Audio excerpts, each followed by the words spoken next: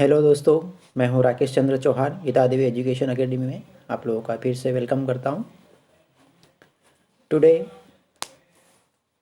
We will discuss और study unit first building material and construction.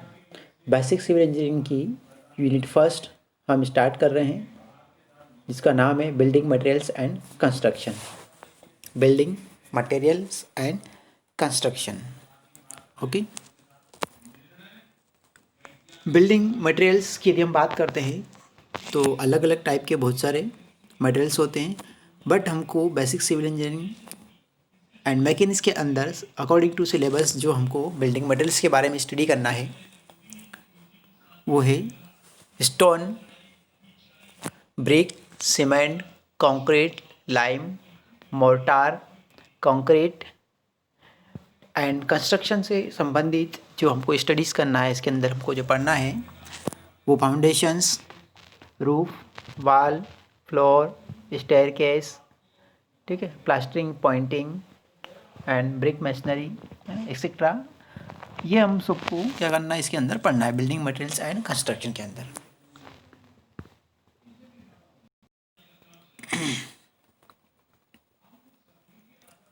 Now we take first topics from unit first building materials brick.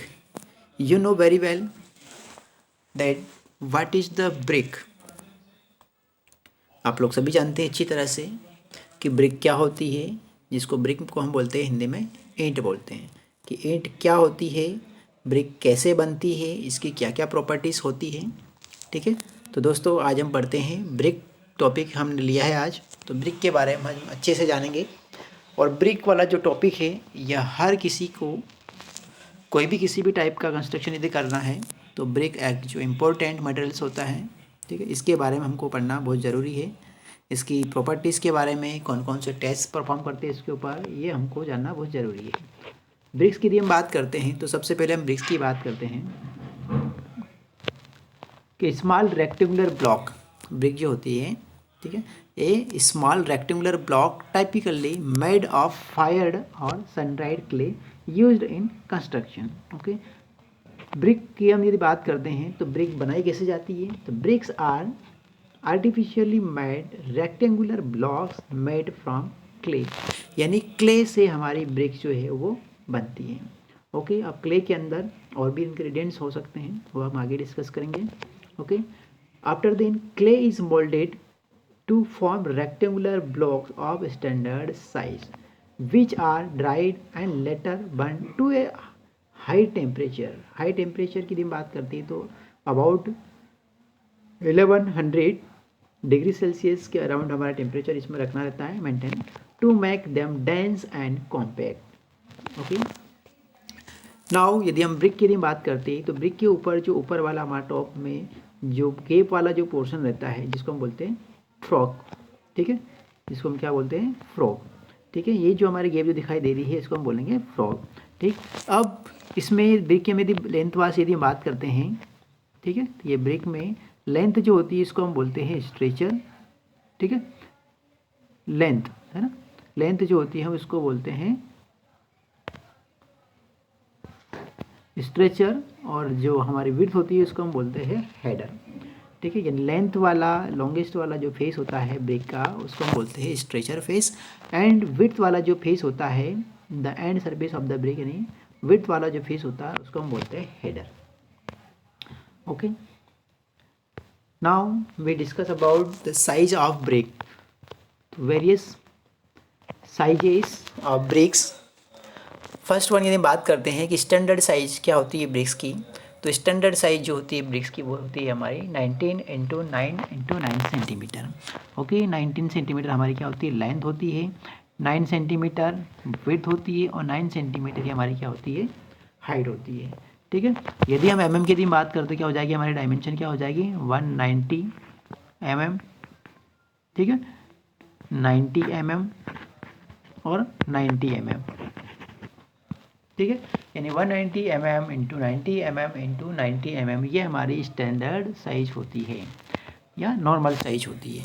ठीक, after that यदि जब हम joint करते हैं दो ब्रिक को आपस में जोड़ते हैं, ठीक है, तो दोनों के बीच में जो हम बॉन्ड प्रोवाइड करते हैं तो उस बॉन्ड को फिल करने के लिए हम मोटार यूज़ करते हैं।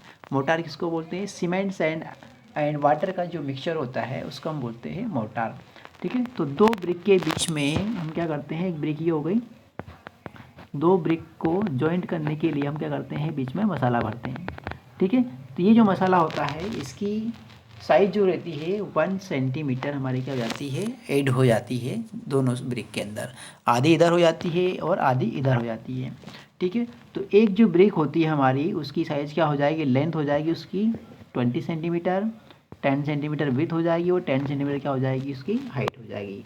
यानी उस साइज को हम बोलेंगे nominal size. Nominal size of brick जो होती है विथ मोटार, ठीक है, मोटार हमारा इंक्लूड यदि हो जाएगा तो वो हो जाएगी हमारी 20 centimetre into 10 centimetre into 10 centimetre. Okay, clear.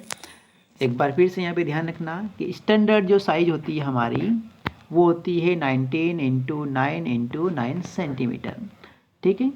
And जो हमारी नॉमिनल साइज होती है वो होती है हमारी 20 into 10 into 10 centimetre. Clear? Okay, now conventional size of BRICS की हम बात करते हैं। कन्वेंशनल साइज, ठीक है। तो कन्वेंशनल साइज जो होती है हमारी, ये साइज होती है हमारी 22.4 सेंटीमीटर लेंथ होती है हमारी, 11.4 सेंटीमीटर विड्थ होती है और 7.6 सेंटीमीटर उसकी क्या होती है, हाइट होती है, ठीक। इसके अलावा हम यदि कंट्री में यदि हम बात करते हैं तो जो यूज़ करते हैं कंस्ट्रक्शन के लिए उसको हम क्या बोलते हैं, इंची की हम बात करते हैं, ठीक है। तो कंट्री ब्रिक होती है एक, उसकी साइज जो होती है 9 इंची, ठीक है, 4.5 इंच एंड 3 इंच, ये हमारी क्या होती है, इंच की यदि हम बात करते हैं कंट्री ब्रिक जिसको हम बोलते हैं, ठीक। हाँ, एक चीज़ और कि हमारी जो ब्रिक होती है, ठीक है, ब्रिक का ये वाला जो फ्रॉग वाला पोर्शन है, ठीक है, फ्रॉग वाले पोर्शन की जो लेंथ होती है वो लेंथ में हमारी होती है 10 सेंटीमीटर होती है, ठीक है। इसके अलावा 4 सेंटीमीटर होती है और 2 सेंटीमीटर होती है, ठीक है। यानी 10 सेंटीमीटर हमारी होती है लेंथ होती है, ठीक है। 4 सेंटीमीटर जो होती है वो विड्थ होती है और जो 2 है वो होती है हमारी इसके अंदर डेप्थ या हाइट होती है, ठीक है। ये ध्यान रखना है। ओके, नाउ हम आते हैं डेफिनेशंस पे कि ब्रिक्स की जो डेफिनेशन होती है वो क्या होती है। डेफिनेशन जो होती है ब्रिक्स की, bricks are the most commonly used construction materials. Bricks are prepared by moulding clay in rectangular blocks. Bricks को हम क्या करते हैं, प्रिपेयर करते हैं क्ले की हेल्प से। एक रेक्टेंगुलर ब्लॉक के अंदर हम क्या करते हैं, फेस लेते हैं क्ले का, या जो भी हमारी सॉइल रहती है, मिट्टी रहती है, उसका पेस्ट बनाते हैं हम, ठीक। और उसके बाद एक रेक्टेंगुलर ब्लॉक होता है, उसके अंदर हम क्या करते हैं, डालते हैं उस पेस्ट को और उसके बाद में हम उसको निकाल लेते हैं। उसके बाद क्या करते हैं, ब्रिक को हम ड्राई करते हैं। ड्राई होने के बाद में हम क्या करते हैं, ब्रिक्स को पकाते हैं, ठीक है, जिससे कि जो हमारी ब्रिक है वो अच्छी क्वालिटी की हो जाए, ठीक है, अच्छी स्ट्रेंथ उसके अंदर मिल जाए। अब हम बात करते हैं कि ब्रिक्स जो होती है हमारी, उसके अंदर कौन कौन से इंग्रेडिएंट्स होते हैं या कौन कौन से कंस्टिट्यूएंट्स होते हैं। तो ब्रिक्स के अंदर दोस्तों ध्यान रखना, ये मैंने यहाँ पे लिख रखा है सलीम। तो आपको यदि इंग्रेडिएंट्स की हम बात करते हैं तो ब्रिक्स के अंदर सलीम नाम का एक इंग्रेडिएंट्स होता है, ठीक है। सलीम एस मतलब सिलिका होता है, ठीक, एस सिलिका, ठीक है। इसके बाद एल्यूमिना, एस सिलिका, ए से एल्यूमिना, एल से लाइम, आई से आयरन ऑक्साइड और एम से होता है दोस्तों मैग्नीशियम, ठीक है। सिलिका जो होता है वो कितना होता है, 50 to 60% होता है। एल्यूमिना जो होता है 20 से 30%, lime 4 to 5%, iron oxide 5 to 6% and magnesia about 1%, ठीक है दोस्तों। अब यहाँ पे यदि हम बात करते हैं कि सिलिका जो होती है हमारी, ठीक है, सिलिका का जो परसेंटेज होता है 50 to 60% होता है। अब इसके अंदर यदि हम देखते हैं कि silica, alumina, lime, iron oxide and magnesia, इन पांचों कंटेंट के अंदर, ठीक है, जो हमारा मैक्सिमम जो अमाउंट या जो परसेंटेज दे रखा है वो सिलिका का होता है। इसका मतलब ये हुआ कि ब्रिक्स के अंदर मेन जो कंटेंट होता है या मेन जो इंग्रेडिएंट्स होता है वो सिलिका होता है, ठीक। अब सिलिका का रोल क्या होता है, ठीक, कि it exist in clay either in free और combined forms. as free form. It is mechanically mixed with clay and in combined form it exists in chemical composition with aluminum. A good brick earth should contain about 50 to 60% of silica. ठीक है दोस्तों, function की यदि हम बात करते हैं तो फंक्शन क्या रहेगा, ये प्रिवेंट्स करती है, ठीक है, प्रिवेंट्स क्रैकिंग, प्रिवेंट्स क्या क्या प्रिवेंट करेगा, ये क्रैकिंग, ठीक है, मतलब क्रैक्स को प्रिवेंट करता है, ठीक। इसके बाद श्रिंक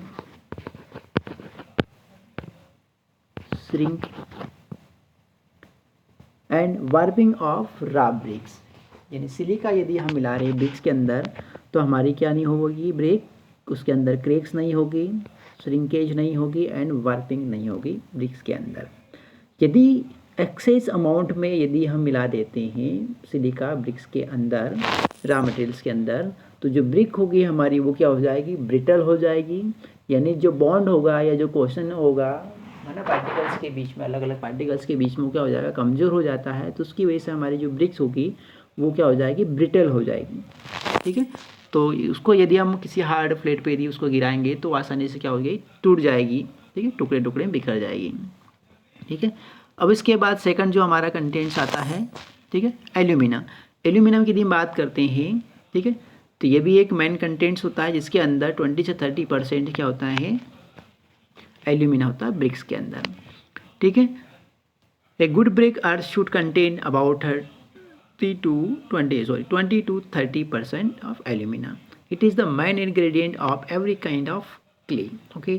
फंक्शंस की यदि हम बात करते हैं तो ये प्लास्टिसिटी जनरेट करता है ब्रिक्स के अंदर, ठीक है, यानी ब्रिक्स का जो पेस्ट हम जो बनाते हैं, ठीक है, उसके अंदर क्या होता है, प्लास्टिसिटी जनरेट करता है, मतलब हम ब्रिक्स को जिस रिक्वायर्ड शेप में ढालना चाहते हैं वो ढल जाती है, तो वो प्लास्टिसिटी उसके अंदर डेवलप करने का काम करता है, जिससे हमारी जो ब्रिक होती है वो आसानी से मोल्डेड हो जाती है, या आसानी से हम जिस शेप में उसको डालना चाहते हैं रेक्टेंगुलर शेप में वो आसानी से हमको मिल जाती है। यदि हमारा एक्सेस अमाउंट में यदि एल्यूमिना यदि हो जाता है तो ब्रिक जो होगी हमारी उसमें वार्पिंग होना स्टार्ट हो जाएगा, श्रिंकेज होना स्टार्ट हो जाएगा, और ये कब होगा, जब ब्रिक्स को हम ड्राई करते हैं और बर्निंग वाले जो प्रोसेस करते हैं, उन दोनों कंडीशन में हमारी जो ब्रिक होती है वो वार्पिंग हो सकती है या फिर श्रिंक हो सकती है, सिकुड़ जाएगी। नेक्स्ट टॉपिक इंग्रेडिएंट्स की बात करती है तो आता हमारा एल्यूमिनियम, सॉरी लाइम। लाइम जो रहेगा हमारा ये कितना रहता है, 4 to 5% रहता है, ठीक है। लाइम जो रहता है हमारा 4 to 5% रहता है, ठीक है। अब लाइम जो रहता है हमारा वो किस फॉर्म में रहता है, फाइन पाउडर फॉर्म में रहता है, ठीक है, लेकिन अंदर जो रहता है हमारा फाइन पाउडर फॉर्म में रहता है। यदि ये एक्सेस अमाउंट में यदि हो जाता है, ठीक है, यदि एक्सेस अमाउंट में यदि हो जाता है लाइम, तो क्या हो जाएगा कि जो लाइम के अंदर क्या होगा, एक्सेस अमाउंट में यदि हो जाता है तो उसमें क्या होगा, वॉल्यूम में चेंजेस आ जाएगा। वॉल्यूम में चेंज आएगा तो इसका मतलब क्या हो जाएगा, जो डायमेंशन जो हमारी स्टैंडर्ड होगी वो क्या हो जाएगी, बढ़ जाएगी डायमेंशन, ओके। तो हमारी शेप जो होगी वो हमारी डिस्टर्ब हो जाएगी, यानी लॉस हो जाएगा शेप के अंदर। अब हम बात करते हैं आयरन ऑक्साइड। आयरन ऑक्साइड जो होता है दोस्तों वो 5 to 6% होता है, ठीक है। ब्रिक्स के अंदर जो आयरन ऑक्साइड होता है 5 to 6% होता है, और मेन जो काम रहता है आयरन ऑक्साइड का वो क्या है, इसका काम कलर प्रोवाइड करना, ठीक है। आयरन ऑक्साइड का जो काम है वो क्या है, कलर प्रोवाइड करना है। आयरन ऑक्साइड का काम क्या है, मेन कलर प्रोवाइड करना, 5 to 6% होता है। इसके अलावा ये स्ट्रेंथ प्रोवाइड करने का काम भी करता है ब्रिक्स को, ठीक है। कलर जो प्रोवाइड होता है आयरन ऑक्साइड की वजह से वो रेड कलर होता है जनरली, ठीक है। इसके अलावा लास्ट में जो हमारा कंटेंट आ रहा है मैग्नीशिया, तो मैग्नीशिया रहता है लगभग 1% के आसपास रहता है, ठीक है। और इसकी वजह से जो ब्रिक्स के अंदर कुछ हल्का सा येलो टिंट जो दिखाई देता है वो मैग्नीशिया कंटेंट की वजह से ही होता है। और यदि हमने इसको एक्सेस अमाउंट में यदि मिला दिया तो ब्रिक्स का क्या होना स्टार्ट हो जाएगा, डिसइंटीग्रेशन या डीके होना स्टार्ट हो जाएगा, ठीक है। तो ये ज़्यादा अमाउंट में भी नहीं होना चाहिए, ये 1% के आसपास ही होना चाहिए। नाउ हम बात करते हैं manufacturing of BRICS. Manufacturing of BRICS यानी ब्रिक्स को हम कैसे बनाते हैं दोस्तों, तो ब्रिक्स को बनाने की क्या क्या प्रोसेस होती है। तो ब्रिक्स को बनाने की जो प्रोसेस होती है हमारी, ठीक है, वो कितनी प्रोसेस होती है, 4 टाइप की प्रोसेस होती है। प्रिपरेशन ऑफ क्ले, ठीक, मोल्डिंग, ड्राइंग और बर्निंग। प्रिपरेशन ऑफ क्ले के अंदर हम क्या करते हैं, जो सबसे टॉप मोस्ट जो सॉइल होती है, सबसे जो भी है हमने जो ग्राउंड जो सिलेक्ट किया है ना, जो हमने लोकेशन जो सिलेक्ट की है ब्रिक्स बनाने के लिए, ठीक है, तो उसमें हम क्या करते हैं, सबसे टॉप मोस्ट वाली जो सॉइल रहती है लगभग 20 सेंटीमीटर के आसपास की जो हमारी सॉइल होती है ऊपर की, उसको हम क्या करते हैं, पहले हटा देते हैं। ठीक, उसके बाद सेकंड जो प्रोसेस होती है उसको हम बोलते हैं डिगिंग। पहले जो हो गया हमारी अनसॉइलिंग, यानी टॉप मोस्ट वाली जो हमारी सॉइल रहेगी लगभग 20 सेंटीमीटर के आसपास की, 15 से 20 सेंटीमीटर के आसपास की, उसको हम क्या करते हैं, रिमूव कर देते हैं। इसके बाद सेकंड जो प्रोसेस होती है हमारी डिगिंग। डिगिंग यानी खोदना। अब इसमें हमको क्या करना है, 60-50 से लगभग आधा मीटर, मान लो आधा से 1 मीटर के आसपास हमको क्या करना रहता है, इसमें खोदना रहता है, मिट्टी को निकालना रहता है वहाँ से खोद के। ठीक, उसके बाद में नेक्स्ट जो प्रोसेस होती है क्लीनिंग। क्लीनिंग का मतलब ये होता है कि जो भी हमने मिट्टी को निकाला है वहाँ से, उस पर्टिकुलर प्लेस से, तो उस मिट्टी के अंदर से हमको क्या करना रहता है, जो भी कंकड़ वगैरह जो होते हैं, ग्रेवल्स वगैरह जो होते हैं, ठीक है, या कुछ मान लो कुछ इनऑर्गेनिक मटेरियल्स यदि हो सकते हैं वहाँ पर, घास फूस वगैरह, तो उसको हमको क्या करना रहेगा, रिमूव करना रहेगा। ठीक, इसके बाद में जो हमने सॉइल कलेक्ट करी है उसको हम क्या करना है, वेदरिंग करना है, यानी एटमॉस्फेयर कंडीशन में कुछ समय या कुछ पीरियड के लिए हमको क्या करना है, उसको एटमॉस्फेयर कंडीशन में हमको खुला छोड़ना है कुछ सप्ताह के लिए। फिर उसके बाद नेक्स्ट जो प्रोसेस होती है उसको हम बोलते हैं ब्लेंडिंग। ब्लेंडिंग का मतलब होता है मिलाना।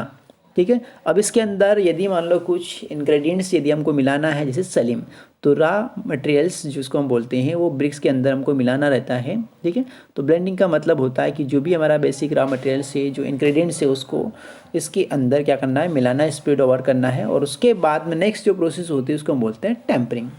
टेम्परिंग का मतलब होता है गूंथना। ठीक है, कि जो हमारा रॉ मटेरियल्स जो हमने तैयार किया है उसको अच्छे से टेम्पर करना, यानी अच्छे से गूंथना, अच्छे से मिलाना। ठीक है, जिससे कि उस सोइल का या उस क्ले का क्या हो जाए, एक होमोजेनियस पेस्ट बन जाए, होमोजेनियस पेस्ट बन जाए। ठीक, अब पेस्ट बनाने के बाद में फिर हमारी जो नेक्स्ट प्रोसेस जो आती है उसको हम बोलते हैं मोल्डिंग। ठीक है, पेस्ट हमारा रेडी हो गया है सोइल का, क्ले का। इसके बाद हमको क्या करना है, मोल्डिंग करना है, यानी हमको मोल्ड तैयार करना है ब्रिक्स का। ठीक है, तो मोल्ड जो होता है वो 2 टाइप के हो सकते हैं। ठीक है, एक तो होता है हमारा हैंड मोल्डिंग और दूसरा होता है मशीन मोल्डिंग। हैंड मोल्डिंग के अंदर हम क्या करते हैं, या तो ग्राउंड के ऊपर हम क्या करेंगे, जो ग्राउंड होती है फ्लैट ग्राउंड, उस ग्राउंड के ऊपर हम क्या करेंगे, वुडन या स्टील का जो मोल्ड होता है उसके अंदर हम क्या करते हैं, जो हमारी सिंपल जो होता है सॉइल क्ले होती है उसको हम डालते हैं, पेस्ट डालते हैं। ठीक है, और एक स्टैंडर्ड साइज हम प्रोवाइड कर देते हैं उसके अंदर में।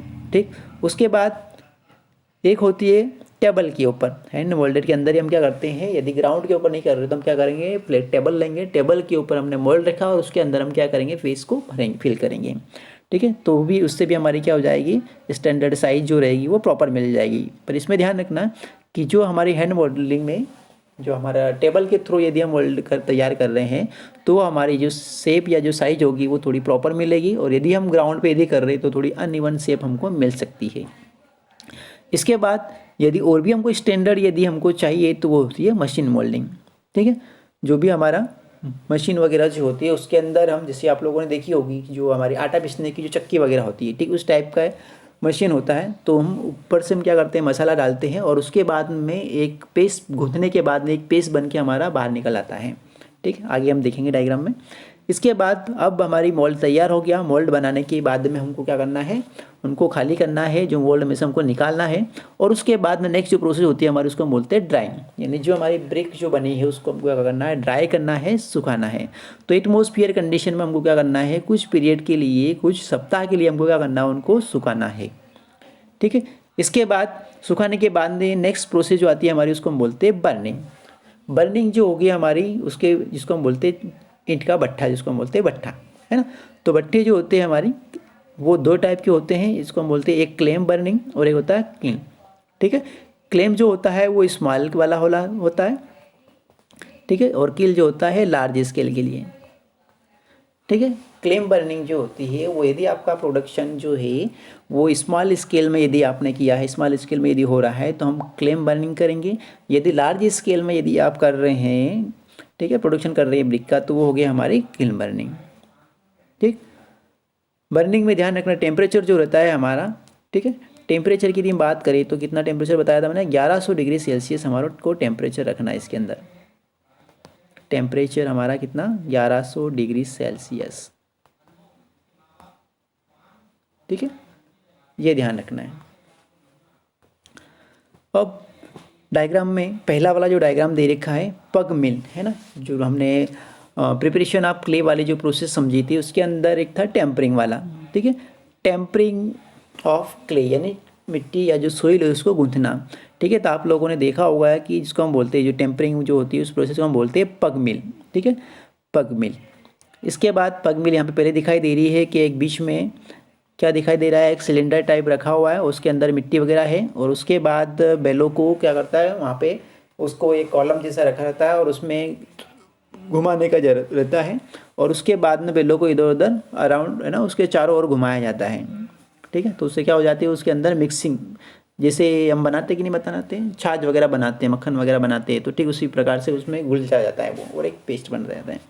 उसके बाद टेम्परिंग ऑफ क्ले की सेकंड मशीन वाली मेथड होती है हमारी।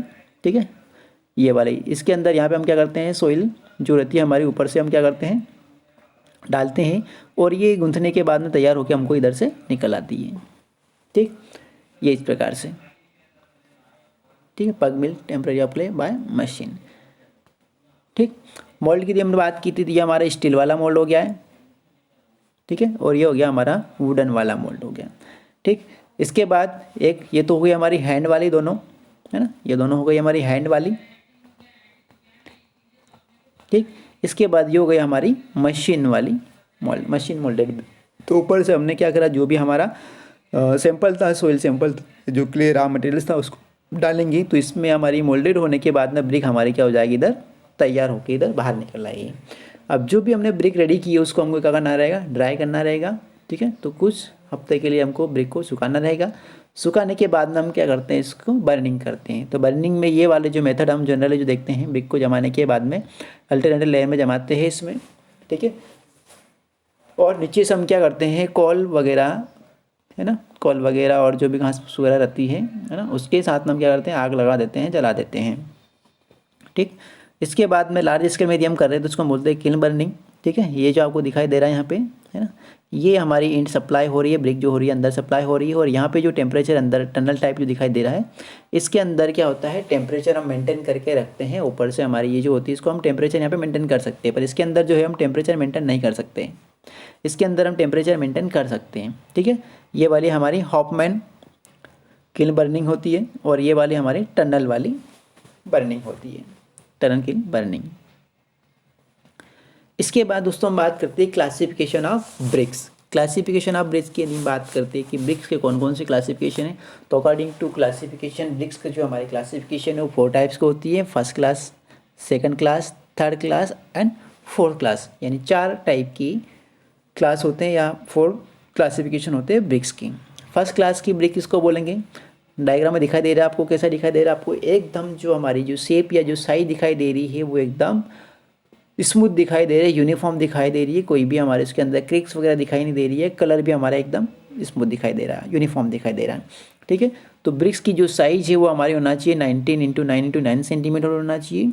It is free from pebbles, lime lumps, organic matters and sodium salt. Okay, it is well burnt होना चाहिए हमारी है ना, और यूनिफॉर्म येलो रेड कलर होना चाहिए, चेरी रेड कलर है ना, चेरी रेड कलर यहाँ पे। ठीक, फिर इट हैज़ रेगुलर सरफेस है ना, कोई भी जो सरफेस होना चाहिए वो रेगुलर होना चाहिए, and sides parallel sharp edges and right angles to each other. Its surface so hard that finger nails can not be able to make any impression on its surface, यानी यदि हम इसको finger nail से यदि हम इसके ऊपर scratch कर रहे हैं तो उस पर कोई भी इम्प्रेशन नहीं होना चाहिए। ठीक है, इसके बाद it should not break when dropped 1 metre height, यानी यदि इसको हम 1 मीटर हाइट से यदि हम गिरा रहे हैं, 1 मीटर हाइट से यदि हम इसको क्या कर रहे हैं ड्रॉप कर रहे हैं नीचे की तरफ फ्लैट ग्राउंड पर, तो ये टूटना नहीं चाहिए आसानी से। फिर वाटर की यदि हम बात करते हैं, वाटर कैपेसिटी तो 24 आवर्स के अंदर कितना पानी, ये 20% पानी एब्जॉर्व करना चाहिए, इससे ज़्यादा एब्जॉर्व नहीं करना चाहिए फर्स्ट क्लास कैटेगरी के अंदर। ठीक, first class bricks are used in all works of permanent nature, यानी जो भी हमारे परमानेंट स्ट्रक्चर्स होते हैं या जो इंपॉर्टेंट स्ट्रक्चर्स होते हैं वहाँ पे हम फर्स्ट क्लास की ब्रिक्स को हम यूज़ करते हैं। नाउ सेकंड क्लास की ब्रिक, सेकंड क्लास की ब्रिक का जो कलर रहता है वो थोड़ा सा हल्का हो सकता है। ठीक है, ये थोड़ी सी ओवर बर्न्ट हो सकती है, हल्की सी स्लाइटली। ठीक, पानी की यदि हम बात करते हैं तो 22% पानी ऑब्जर्व करना चाहिए, ठीक है, 24 आवर्स के अंदर, ठीक है। वाटर बकेट के अंदर यदि हम पानी ब्रिक्स को इमर्स करवाते हैं और 24 आवर्स के बाद में यदि वेट करके चेक करते हैं तो बाय परसेंटेज जो वेट की परसेंटेज यदि जो हमारा होना चाहिए वो 22% पानी ऑब्जर्व करना चाहिए 24 आवर्स में, ठीक। इसके बाद इसकी जो शेप होती है ना, शेप, टेक्सचर और कलर जो होता है वो थोड़ा सा इरेगुलर टाइप हो सकता है, ठीक है। फिर इसके अंदर presence of lime stone kankar should not be allowed to occur but pebbles में be allowed, okay. Now third class की ब्रिक्स की यदि हम बात करते हैं तो थर्ड क्लास की ब्रिक जो होती है वो थोड़ी सी अंडर बंट होती है, मतलब पकी हुई ढंग से नहीं रहती है ना, अच्छी से चली हुई या पकी हुई नहीं होती, बंट नहीं होती है, अंडर ब्रिंट हमारी ब्रिक होती है, ठीक है। अंडर ब्रिंट यदि रहेगी तो क्या होगी, सॉफ्ट होगी, ठीक है। लाइट यानी वेट हमारा उसका क्या होगा, कम होगा, ठीक। यूनिफॉर्म टेक्सचर नहीं होगा उसके अंदर, ठीक। इसके अलावा यदि हम दो ब्रिक्स को यदि आपस में यदि स्ट्रक करवाते हैं, टकराते हैं तो उसका डल साउंड डेवलप होता है, ठीक है। फर्स्ट क्लास की जो ब्रिक थी उसके अंदर मेटालिक थोड़ा सा टन टाइप का आवाज़ डेवलप होता है, ठीक है, ये ध्यान रखना है। पानी की यदि बात करते हैं तो 25% एब्जॉर्ब करना चाहिए वो 24 आवर्स के अंदर, ठीक। इसके अलावा उसके अंदर कुछ इफ्लोरेंस भी होते हैं। इफ्लोरेंस का मतलब होता है ये जो आपको वाइट कलर का जो दिखाई दे रहा है कुछ ये, ठीक है, तो ये वाइट पेचेस के कलर जो होता है, लाइम का जो अमाउंट जो ज़्यादा हो जाता है ना, उसकी वजह से ये फ्लोरेंस वगैरह होता है। It may slow lot of pebbles on its surface. This bricks are not used for important and permanent structures या इम्पोर्टेंट वर्क। थर्ड क्लास की जो ब्रिक होती है वो इम्पोर्टेंट या परमानेंट वाले जो स्ट्रक्चर्स होते हैं जहाँ पे लोड ज़्यादा आता है वहाँ पे हम इस टाइप की ब्रिक्स को दोस्तों यूज़ नहीं कर सकते। नाउ फोर्थ क्लास की जो ब्रिक होती है उसको हम बोलते हैं ओवरबर्न्ट या जामा ब्रिक्स बोलते हैं। ओवरबर्न्ट या ज़्यादा पकी हुई या जामा ब्रिक्स बोलते हैं हम फोर्थ क्लास की ब्रिक को, ठीक है। तो इसको हम वेट्रीफाइड ब्रिक्स जो बोलते हैं, ओवरबर्न्ट वेट्रीफाइड ब्रिक्स बोलते हैं। इस टाइप की जो हमारी ब्रिक्स होती है बिल्कुल काली हो जाती है, तो ये वाली हम कंस्ट्रक्शन पर्पज़ के लिए इसको हम यूज़ नहीं कर सकते हैं, ठीक है। इसको केवल हम कहाँ पर यूज़ करते हैं, कॉन्क्रीट वगैरह है ना, aggregate for lime concrete, foundation की फिलिंग वगैरह जो करते हैं हम, रोड की फिलिंग वगैरह करते हैं, तो वहाँ पे इस टाइप की ब्रिक्स को दोस्तों हम यूज़ कर सकते हैं। नाउ टेस्ट ऑफ ब्रिक्स की यदि हम बात करते हैं कि टेस्ट कौन कौन से होते हैं, ठीक है। तो दोस्तों आई होप आप सभी को ये समझ में आया होगा। अब टेस्ट और जो ब्रिक्स है वो हम नेक्स्ट लेक्चर में पढ़ेंगे, ठीक है। तो वीडियो देखते रहिए और यदि ये वीडियो पसंद आया हो तो वीडियो को लाइक करें, शेयर करें और कमेंट करें, ठीक है। टेस्ट ऑफ ब्रिक्स दोस्तों हम कल से स्टार्ट करेंगे, नेक्स्ट वाले लेक्चर में स्टार्ट करेंगे, ठीक है। बिल्कुल देखना ना भूलें। Okay, thank you.